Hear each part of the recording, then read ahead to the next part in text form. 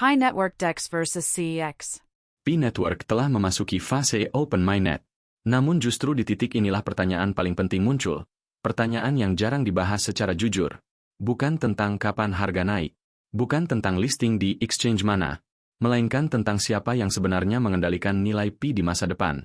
Apakah Pi akan menemukan harga yang adil melalui mekanisme terdesentralisasi, di mana pasar benar-benar berbicara?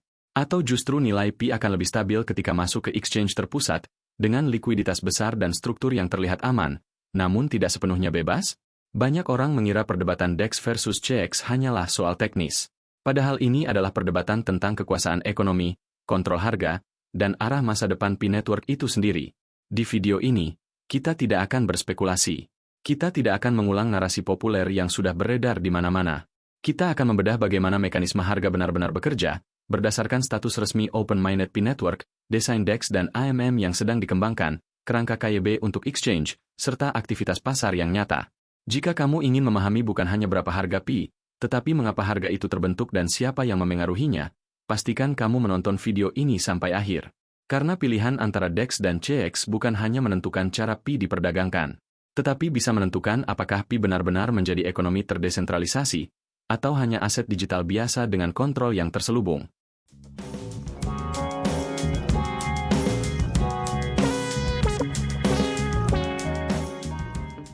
Pi Network kini di Open Mainnet. Kenapa ini penting? Pada tanggal 20 Februari 2025, Pi Network secara resmi memasuki fase Open Mainnet. Bagi sebagian orang, ini terdengar seperti sekadar update teknis. Namun dalam kenyataannya, inilah perubahan struktural paling penting dalam sejarah Pi Network sejauh ini. Sebelum Open Mainnet, ekosistem Pi berada di dalam lingkungan tertutup. Blockchain-nya berjalan, transaksi internal terjadi, aplikasi berkembang, tetapi semuanya masih berada di balik firewall. Artinya, Pi belum benar-benar berinteraksi dengan dunia luar. Open Mainnet mengubah itu. Dengan dibukanya konektivitas eksternal, Pi kini memungkinkan transfer antar dompet di luar ekosistem internal, membuka pintu bagi integrasi dengan platform exchange terpusat, serta interaksi dengan smart contract, fondasi utama bagi DEX, DeFi, dan aplikasi Web3 yang sesungguhnya. Ini bukan soal harga. Ini soal fungsi ekonomi. Tanpa Open Mainnet, tidak ada perdagangan yang sah. Tidak ada DEX yang benar-benar berjalan. Tidak ada CEX yang bisa beroperasi secara penuh dan transparan. Namun di balik peluang besar ini, ada satu tantangan yang tidak bisa diabaikan. Untuk bisa memindahkan Pi ke Open Mainnet, pengguna harus melalui proses KYC yang aktif dan valid. Ini bukan kebijakan sepele. Ini adalah mekanisme kontrol yang secara langsung memengaruhi jumlah supply yang benar-benar bisa beredar di pasar. Artinya, meskipun Pi sudah berada di Open Mainnet, tidak semua Pi otomatis menjadi liquid. Dan disinilah dinamika harga mulai menjadi kompleks. Sebagian orang melihat Open Mainnet sebagai titik awal kebebasan ekonomi Pi. Sebagian lain melihatnya sebagai fase seleksi, di mana hanya Pi yang memenuhi syarat yang benar-benar bisa berpartisipasi dalam pasar terbuka. Inilah sebabnya Open Mainnet bukan sekadar milestone teknis. Ia adalah pondasi utama dari seluruh perdebatan DEX versus CEX. Karena tanpa Open Mainnet, perdebatan ini tidak pernah ada. Dan dengan Open Mainnet, setiap pilihan, baik menuju DEX, CEX, atau kombinasi keduanya, akan membawa konsekuensi nyata terhadap cara harga Pi terbentuk dan siapa yang mengendalikannya. Apa itu CEX versus DEX? Mekanisme dasarnya. Untuk memahami perdebatan DEX versus CEX dalam konteks Pi Network, kita harus menurunkan diskusi ini ke level paling dasar, bagaimana harga sebenarnya terbentuk. Mari mulai dari CEX, atau Centralized Exchange. CEX dikelola oleh entitas perusahaan. Ada manajemen, ada sistem internal, dan ada pihak yang bertanggung jawab atas operasional pasar. Di dalam CEX, harga terbentuk melalui order book, kumpulan order beli dan jual yang dipasangkan oleh mesin perdagangan. Namun order book saja tidak cukup. Agar pasar tetap cair dan pergerakan harga tidak liar, CEX menggunakan market maker dan sistem likuiditas besar. Inilah yang menciptakan spread yang relatif stabil, volume yang konsisten, dan pengalaman trading yang familiar bagi banyak orang. Dengan kata lain, stabilitas harga di CEX bukan terjadi secara alami, tetapi dibentuk melalui struktur dan kontrol mekanisme pasar. Sekarang kita beralih ke DEX, atau Decentralized Exchange. DEX tidak dijalankan oleh perusahaan. Ia berjalan langsung di atas blockchain, melalui smart contract yang bersifat terbuka dan dapat diverifikasi. Alih-alih order book tradisional, sebagian besar DEX modern menggunakan Automated Market Maker, atau AMM. Di sini, Harga tidak ditentukan oleh pihak tertentu, melainkan oleh rasio aset di dalam liquidity pool. Jika permintaan meningkat, harga naik. Jika tekanan jual meningkat, harga turun. Semua terjadi secara otomatis, transparan, dan on-chain. Tidak ada market maker sentral. Tidak ada pihak yang bisa menahan atau mendorong harga secara langsung. Setiap transaksi adalah interaksi peer-to-peer dengan aturan yang sudah tertanam di dalam kode. Inilah perbedaan mendasar yang sering terlewat. CX menawarkan kenyamanan dan stabilitas melalui struktur. DEX menawarkan kebebasan dan transparansi melalui mekanisme. Dan ketika kita membawa dua model ini ke dalam ekosistem P-Network, perbedaannya tidak lagi bersifat teoritis. Ia menjadi pertanyaan nyata tentang siapa yang membentuk harga, seberapa bebas pasar bekerja, dan seberapa besar kontrol yang dilepaskan atau dipertahankan. Disinilah konflik DEX versus CX mulai benar-benar terasa. CX dan P-Network, nyata tapi kontroversial. Sejak P-Network memasuki fase Open Mainnet, satu hal langsung terjadi, pasar mulai bereaksi. Sejumlah exchange terpusat mulai membuka perdagangan P. Nama-nama seperti OKX, MEX, Gate.io, dan BitGet muncul di radar komunitas, dan untuk pertama kalinya, P benar-benar diperdagangkan di pasar terbuka. Namun disinilah persoalan penting muncul. Fakta bahwa sebuah exchange membuka perdagangan tidak otomatis berarti ada endorsement resmi dari P-Core Team. P-Network sendiri menegaskan bahwa ekosistem mereka memiliki kerangka verifikasi bisnis yang ketat, dan tidak semua listing di exchange dapat dianggap setara dari sisi legitimasi ekosistem. Artinya, secara pasar, perdagangan P di CX memang nyata. Namun secara struktural, ini masih berada di wilayah yang perlu dipahami dengan sangat hati-hati. Ketika perdagangan dibuka, kita melihat satu hal yang tidak bisa dihindari. Volatilitas tajam. Harga bergerak cepat, naik dan turun, karena untuk pertama kalinya supply yang benar-benar liquid bertemu langsung dengan permintaan pasar global. Ini bukan anomali. Ini adalah perilaku pasar yang normal ketika sebuah aset baru memasuki fase perdagangan terbuka. Di sisi positifnya, CX memang menawarkan keunggulan yang sulit ditandingi. Likuiditas tersedia lebih cepat. Pengguna mendapatkan alat perdagangan yang sudah familiar, order limit, market order, hingga manajemen risiko dasar. Dan yang paling penting, price discovery terjadi secara instan melalui volume besar. Namun justru disinilah kontroversinya. Struktur CX memungkinkan keberadaan market maker dan pemain bermodal besar yang mampu memengaruhi pergerakan harga dalam jangka pendek. Stabilitas yang terlihat di permukaan seringkali merupakan hasil dari mekanisme internal, bukan murni refleksi keseimbangan supply dan demand alami. Selain itu, selalu ada risiko perdagangan berbasis representasi token, atau skema yang belum sepenuhnya selaras dengan desain ekonomi P-Network sendiri. Inilah dilema utamanya. CX memberi P visibilitas dan likuiditas. Namun di saat yang sama, CX memperkenalkan lapisan kontrol eksternal yang bisa memengaruhi bagaimana harga P terbentuk, bergerak, dan dipersepsikan.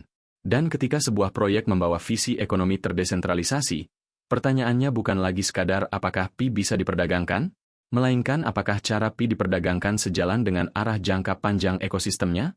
Pertanyaan inilah yang membuat peran CX dalam P-Network menjadi nyata, namun tetap kontroversial. DEX untuk P, desentralisasi dan tantangannya. Jika CX mewakili struktur yang sudah mapan, maka DEX mewakili cita-cita asli P-Network. Secara resmi, P-Network telah memperkenalkan dan terus mengembangkan mekanisme DEX dan Automated Market Maker, atau AMM, melalui pembaruan yang dipublikasikan langsung oleh P-Core Team. Ini bukan sekadar konsep. Ini adalah desain ekonomi yang sengaja dibangun agar harga dan likuiditas P dapat terbentuk secara on-chain, transparan, dan berbasis partisipasi komunitas. Berbeda dengan CX, di mana likuiditas disediakan oleh institusi atau market maker profesional, DEX P menempatkan tanggung jawab itu langsung ke tangan pengguna. Pioneer bukan hanya trader. Mereka berpotensi menjadi penyedia likuiditas, penggerak pasar, dan bagian dari proses price discovery itu sendiri. Disinilah keunggulan DEX menjadi sangat jelas. Harga tidak ditentukan oleh pihak sentral. Harga muncul dari mekanisme AMM, dari rasio aset di dalam liquidity pool dan aktivitas swap yang terjadi secara real-time. Semua proses berlangsung di blockchain, dapat diverifikasi, dan berjalan sesuai aturan smart contract. Model ini sangat selaras dengan visi Web3 P-Network, ekonomi yang dibangun oleh pengguna, bukan dikendalikan oleh perantara. Namun justru karena itulah tantangannya menjadi nyata. DEX tidak datang dengan likuiditas instan. Pada fase awal, bootstrapping likuiditas adalah pekerjaan paling berat. Tanpa cukup P dan pasangan aset di dalam pool, harga bisa bergerak terlalu cepat, terlalu kasar, dan sulit mencerminkan nilai yang stabil. Selain itu, Pengalaman pengguna di DEX menuntut pemahaman yang lebih dalam. Konsep seperti liquidity pool, impermanent loss, dan slippage bukan hal yang langsung intuitif bagi semua pengguna, terutama bagi mereka yang baru memasuki dunia blockchain. Artinya, DEX menawarkan kejujuran pasar. Tetapi kejujuran itu datang bersama volatilitas, tanggung jawab, dan kurva pembelajaran yang lebih tinggi. Inilah realitas yang jarang disampaikan secara seimbang. DEX bukan jalan pintas menuju harga tinggi. DEX adalah proses panjang menuju harga yang terbentuk secara organik. Dan ketika kita membicarakan P-Network, pertanyaannya bukan apakah DEX itu ideal secara filosofi. Pertanyaannya adalah apakah ekosistem, komunitas, dan utilitas Pi sudah cukup matang untuk menopang mekanisme pasar yang sepenuhnya terdesentralisasi. Di titik inilah perdebatan DEX versus CX berubah dari sekadar pilihan teknis menjadi ujian kedewasaan ekonomi P-Network itu sendiri. Bagaimana price discovery berbeda di CX versus DEX? Di sisi CX, harga Pi tidak muncul secara acak. Semua ditentukan oleh order book yang besar, algoritma pencocokan, dan market maker yang memastikan ada keseimbangan antara permintaan dan penawaran. Likuiditas tinggi membuat harga relatif stabil, karena volume besar mampu menyerap tekanan jual atau beli secara signifikan. Market maker dan pengelola bursa memainkan peran langsung dalam menjaga kedalaman pasar dan spread agar tidak terlalu fluktuatif. Namun kenyataan pasar seringkali berbeda. Pada saat listing awal, banyak token termasuk Pi mengalami volatilitas cepat. Harga bisa melonjak tajam dan kemudian turun signifikan dalam hitungan jam atau hari, menimbulkan risiko bagi investor awal. Ini adalah contoh nyata bagaimana kontrol harga di CX bisa menjadi pedang bermata dua, memberikan stabilitas sementara, tapi tetap terbuka terhadap fluktuasi ekstrim akibat aksi spekulan besar. Di sisi lain, DEX menampilkan mekanisme yang jauh berbeda. Harga Pi di DEX murni ditentukan oleh jumlah token di liquidity pool dibanding permintaan swap saat itu. Tidak ada market maker sentral yang memanipulasi harga. Semua transaksi terekam transparan di blockchain, sehingga setiap perubahan harga dapat dilacak oleh siapapun. Meski demikian, sistem ini memiliki risiko tersendiri. Jika likuiditas di pool rendah, harga bisa menjadi tidak rasional, muncul slippage besar saat transaksi signifikan terjadi. Volume kecil juga berarti pergerakan harga bisa sangat volatil, bahkan hanya karena transaksi tunggal dari pengguna aktif. Intinya, CX menawarkan stabilitas dengan risiko manipulasi terkontrol, sementara DEX menawarkan transparansi dan desentralisasi dengan risiko volatilitas tinggi. Memahami perbedaan ini adalah kunci untuk menilai bagaimana P-Network akan menemukan harga sejatinya di masa depan. P-Network, mungkinkah hybrid approach? Melihat dinamika yang telah kita bahas, salah satu strategi yang muncul sebagai opsi logis untuk P-Network adalah pendekatan hybrid.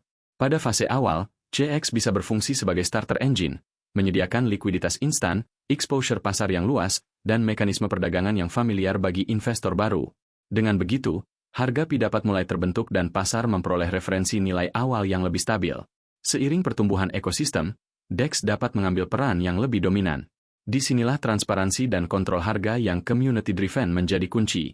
Melalui DEX, setiap transaksi tercatat di blockchain, harga ditentukan secara organik, dan partisipasi komunitas menjadi inti dari mekanisme governance. Peran komunitas dalam pendekatan hybrid ini tidak bisa diremehkan. Mereka menyediakan likuiditas, ikut dalam governance di DEX, dan menentukan mekanisme sinkronisasi harga yang menjaga stabilitas sekaligus transparansi. Dengan kombinasi ini, P-Network dapat memanfaatkan kelebihan kedua dunia, exposure awal dan likuiditas dari CX, sekaligus pertumbuhan harga yang berkelanjutan dan transparan melalui DEX dan DeFi on-chain. Pendekatan hybrid bukan hanya strategi teknis, tapi juga refleksi dari visi Pi untuk membangun ekosistem ekonomi digital yang berkelanjutan dan dikendalikan oleh komunitas. P-Network, strategi exchange yang bisa menentukan harga Pi. CX dan DEX tidak perlu dilihat sebagai lawan. Mereka melayani fase pasar yang berbeda dan saling melengkapi. CX memberikan likuiditas instan dan sinyal harga yang cepat, memungkinkan pasar menetapkan acuan nilai awal secara lebih stabil. Sementara itu, DEX menekankan transparansi, desentralisasi, dan harga yang organik, lebih sesuai dengan prinsip Web3 dan memberikan dasar jangka panjang bagi pertumbuhan ekosistem Pi. Untuk P-Network, kombinasi kedua pendekatan ini, CX sebagai pendorong awal dan DEX sebagai landasan pertumbuhan berkelanjutan, adalah strategi paling logis. Namun, keberhasilan strategi ini tetap bergantung pada peran komunitas, menyediakan likuiditas, ikut dalam governance, dan memahami risiko price control. Sekarang saya ingin tahu dari kalian, menurut kalian, pendekatan hybrid ini cukup kuat untuk menentukan harga Pi dalam jangka panjang, atau masih ada risiko lain yang belum kita bahas? Tulis pendapat kalian di komentar. karena diskusi kalian bisa membantu semua pioneers memahami arah ekonomi Pi Network lebih jelas. Jika kalian ingin terus mendapatkan analisis mendalam dan update strategi Pi Network serta insight kripto yang jarang dibahas orang lain, subscribe channel ini dan tekan tombol hype agar kita bisa menjangkau lebih banyak penonton di seluruh dunia. Jangan lewatkan konten berikutnya yang akan membongkar mekanisme tersembunyi di dunia kripto dan Web 3.